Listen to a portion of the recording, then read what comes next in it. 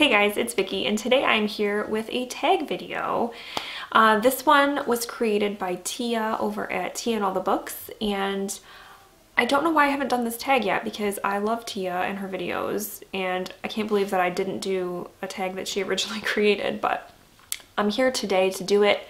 I wasn't tagged by anybody. I just saw it and thought, why haven't I done that tag? I don't want to do that tag. So the tag is the book snob tag. So let's go ahead and get into it. So question 1 is, adaptation snob. Do you always read the book before you see the movie? I think in most cases I try to, because I mean everybody just wants to read the book before they see the movie, right? I mean, I feel like that's like a natural thing. There have been a few though where I have seen either the movie or like TV show before reading the book. An example that immediately pops in my head is Game of Thrones. I didn't start reading the books until the beginning of season 3. So the first 2 books I kind of already knew what the basic plot was and stuff because I had watched the show. So yeah, sometimes it happens where I will see the adaptation first, but I try to read the book first. Question 2, format snob. You can only choose one format in which to read books for the rest of your life. Which one do you choose? Physical, ebook, or audiobook? Okay, I know I could do without ebooks because I'm not a huge ebook reader anyway. I'm gonna go with physical, even though I love audiobooks and I find them to be extremely helpful in getting through and getting more reading done. I still prefer to, you know, hold a book in my hand and turn its pages and occasionally smell it. Question 3, ship snob. Would you date or marry a non-reader? Well, I am married to basically a non-reader. My husband will read once in a blue moon, and he's the type of person who he'll pick up a book and he'll read it in like a day or 2. He'll just like binge read. And then he's like, okay, I'm done. So I feel like though it's probably been years since he last read a book. But the last one that I remember him reading like that was A Clash of Kings, the 2nd book in A Song of Ice and Fire series. He went up north for a camping trip and like read it over a couple of days, I think, which is insane to me because I don't read that fast. But then like he hasn't read a book since, and that was before our daughter was born, and she's 5. So it's been a long time since he's read a book. So basically, my husband is a non-reader and I'm fine with it. I do enough reading for the both of us. Question 4, genre snob. You have to ditch one genre, never to be read again for the rest of your life. Which one do you ditch? I would probably say romance, only because I don't really read romance anyway. So I wouldn't miss it if I had to let it go. Second to that would probably be fantasy, only because I don't actually read a lot of fantasy either. It's like hard fantasy because my brain just can't process it sometimes.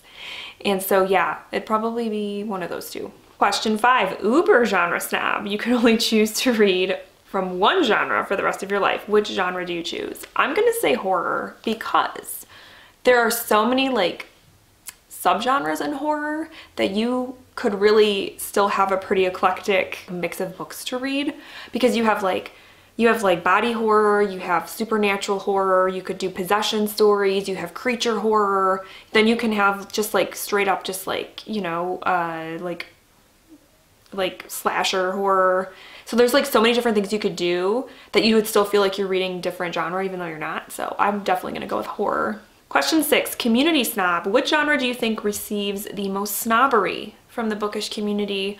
I'm gonna say romance again, only because I feel like, even though I don't really read it that much, because it's just not my thing, I feel like some people look at romance as like not as good as other genres. And I mean, to me, I'm like, you read what you want to read. Like, as long as you're reading, I don't care. Like, read what makes you happy.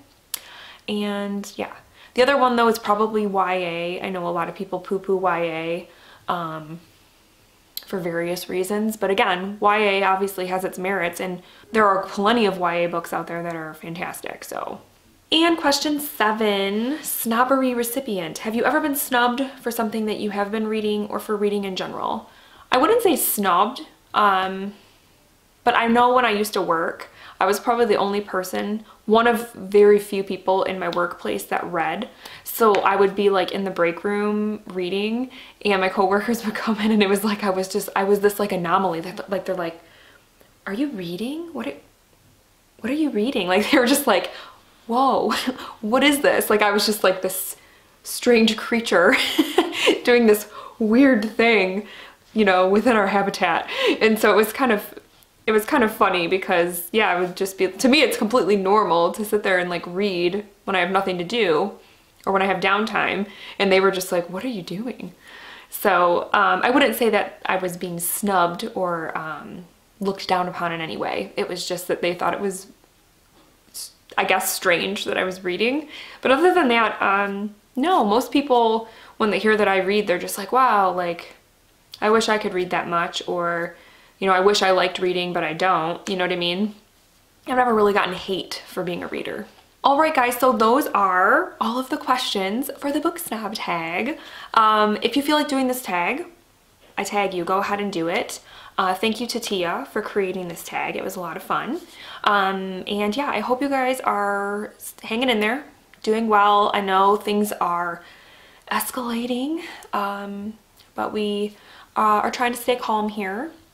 Let's see, today is Thursday, or no, yes, today is Thursday. See, I don't even know what day it is. And it's been okay. Today was a little bit more of a rough day. My kids were not getting along and stuff, so that wasn't fun. But everything else has been going pretty well. We've just been kind of trying to maintain a schedule and still trying to get outside and do things that we normally would do, just keeping it around our little corner of the world. My husband is home. He's been home for a week now, and so he locks himself away in our spare bedroom to do his work, because luckily we are fortunate that he is able to 100% do his work from home. So he does that Monday through Friday. And that's also a little bit of a challenge because the kids really, when he's home, they want to be with him. And so it's really hard for them to understand, like, no, even though daddy's here, we have to pretend like he's not here, like he's at work, even though he's here. Like it's been kind of a struggle, but I'm sure they'll get there and it'll become the new normal, because I mean, this is the new normal. Like this is how it's going to be for a while. So we are just trying to stay positive. It's not always easy, but we're going to get through it. So thank you to those who responded to my last video, letting me know how you're doing. And I would love for you guys to continue doing that. Let me know how you're doing. What are you guys doing to occupy yourselves? I would love to hear how everybody is, and I hope everybody's doing well. And yeah, we just gotta keep on fighting. We're gonna get through this. All right. So I hope you guys are having a great week, and I'll talk with you later. Thank you so much for watching. Bye.